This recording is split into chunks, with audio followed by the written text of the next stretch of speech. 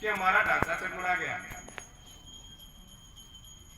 तो अगर उसको जमीनी स्तर पर देखा जाए, उसके व्यावहारिक धरातल पर अगर देखा जाए, उसकी समीक्षा अगर की जाए, उसका कारण है ईर्ष्या, उसका कारण है कमजोरी। ये कहां से आई भाई? अगर पूर्वज गरीब थे, पूर्वजों के पास शिक्षा नहीं थी, तो उनका तो संगठनात्मक ढांचा बहुत मजबूत है, उनमें इससे क्यों नहीं बनी? हमने भौतिकवाद के साथ मानवीय तरक्की को अपने जहन में बिठाया, और उसका जो विकृति जो हमारे सामाजिक ढांचे में आई, उसका ये दुष्परिणाम। क्योंकि जब देश आजाद हुआ, देश की आजादी के साथ एक सामान्य किसान परिवार का राजपूत सैनिक या पुलिस के अंदर भर्ती होता था, 5वीं पास कर लेता, चौपास जैसी संस्थाएं, भवानी निकेतन जैसी संस्थाएं, उदयपुर जैसे दरबार की जो संस्थाएं, या अन्य जो बोर्डिंग हाउस बनाए गए, उनमें बुजुर्गों ने, क्योंकि लंबा चौड़ा परिवार, शिक्षा पर खर्च कर नहीं सकते, पैसा था नहीं, फिर भी उन्होंने हिम्मत करके अगर 5वीं में 8वीं उस समय की, वो पुलिस या फौज में लगे, क्योंकि हमारा परंपरागत ट्रैक था पूर्वजों का। तो उसमें हमारी व्यवस्थाएं थी वो समान थी। कुछ ज्यादा शिक्षित बड़े, वो सिविल सर्विसेज में गए, कमांड में गए, अगर सर्विस में फोर्स में गए तो कमांड में गए, और वहां से हमारा विकेंद्रीकरण हुआ, बिखराव पैदा हुआ, हमारे स्टेटस में बदलाव आया। एक भाई के पास बड़ी नौकरी थी, एक खेती की जमीन को सुरक्षित रखने के लिए अपने गांव में रहा, एक उद्योग के लिए बाहर चला गया, वो पैसे वाला हो गया, वहां जाकर के वैमनस्यता के बीज आए। वो बीज कहाँ है? हमारी परंपराओं और रीति रिवाजों को जब हमने दूषित किया, उनमें हमने जब पाखंड का प्रादुर्भाव किया, तब हमारा भाईचारा, स्नेह, ये खत्म हुआ। ये बिल्कुल फैक्ट बात है, इसको हमें स्वीकार करना पड़ेगा।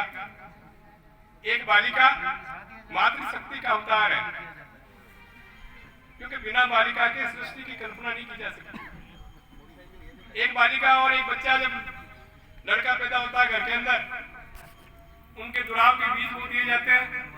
लड़की की शिक्षा, दीक्षा, लालन पोषण, उनमें भेदभाव किया जाता है, और सबसे पहला अटैक होता है उसकी माँ के ऊपर। बेटी होते ही, बेटी पैदा होते ही दहेज की चिंता उस माँ को सताती है। उस बेटी की शिक्षा दीक्षा पर खर्च कम किया जाता है लड़के की अपेक्षा, ये कुछ लेकर के आएगा, कमा कर चलाएगा। आज वो जमाना नहीं रहा। आज 33% पद आरक्षित है महिलाओं के लिए। अगर हमने अपनी बेटियों को आगे नहीं बढ़ाया, तो समाज की इस दौड़ में हम पिछड़ जाएंगे। चाहे फोर्स का क्षेत्र हो, चाहे सिविल सर्विसेज का क्षेत्र हो, चाहे राजनीति हो, उन सब में बेटियों की भागीदारी, महिलाओं की भागीदारी बढ़ती है। एक बेटी है, वो घर चलाती है जाकर के, उस बेटी का बाप अपने बेटी के सुखद भविष्य के लिए अपनी परिवार की संपत्तियां बेचता है।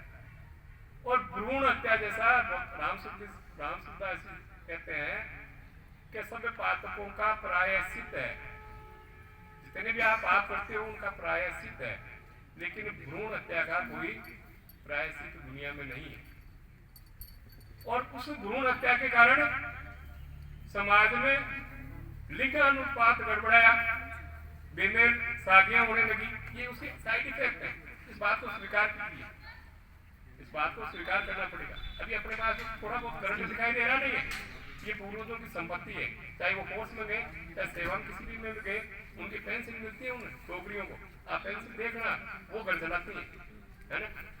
अब वो तो हुआ जो हुआ, उसमें तो हुआ जो हुआ, एक शराब जैसी प्रथा, कि शराब पढ़ने, शराब विवेक को नष्ट करती है, बुद्धि को भ्रष्ट करती है।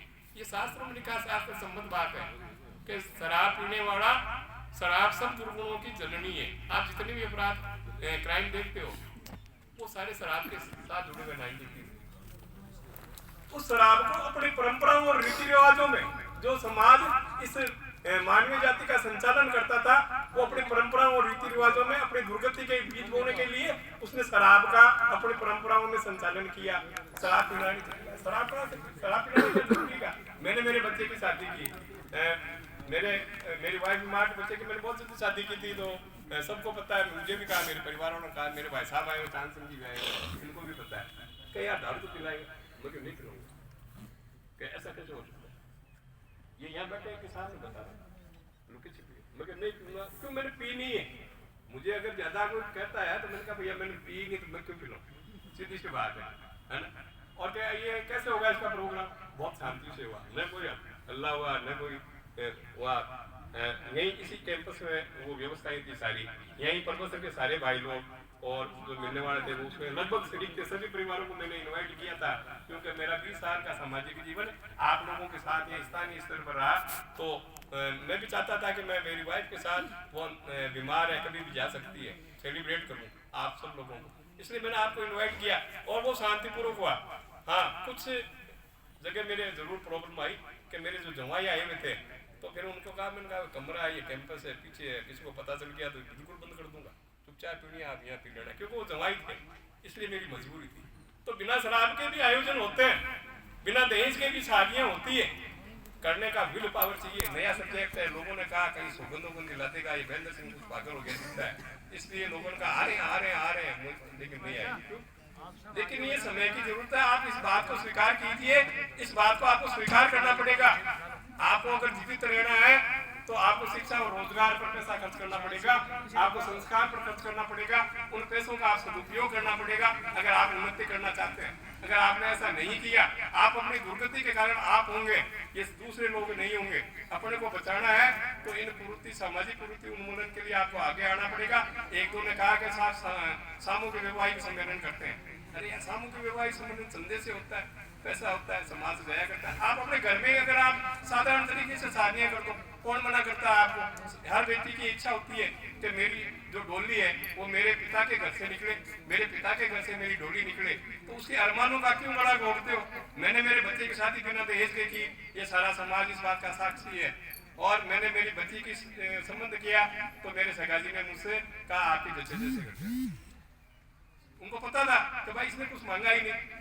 तो फिर मैं ये दलपत सिंह जी के चुप रहे हुए हम, और ये 10-15 साल से बोल रहे हैं, हाँ बढ़ लेते हैं, लेकिन बाद में वही ढाक की बात। आप सब कार्य करता है, आपसे मेरा निवेदन है, आप जुड़ जाइए प्राण प्रण से। अगर अपनी कौम से प्यार करते हैं, अपनी कौम से प्रेम करते हैं, तो कुरीति उन्मूलन के लिए आप जुड़ जाइए। इन शब्दों के साथ मैं मेरी बात को विराम देता हूँ।